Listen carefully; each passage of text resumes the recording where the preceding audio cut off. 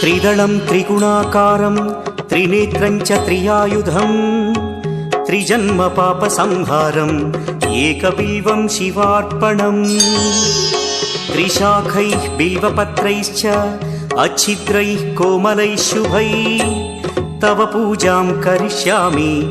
एकबिल्वं शिवार्पणम्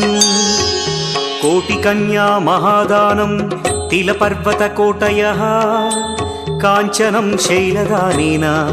एकबिल्वं शिवार्पणम् काशीक्षेत्रनिवासं च कालभैरवदर्शनौ प्रयागे माधवं दृष्ट्वा एकबिल्वं शिवार्पणम् इन्दुवारे व्रतं स्थित्वा निराहारो महेश्वर नक्तं हौष्यामि देवेश एकबिल्वं शिवार्पणम् रामलिङ्गप्रतिष्ठा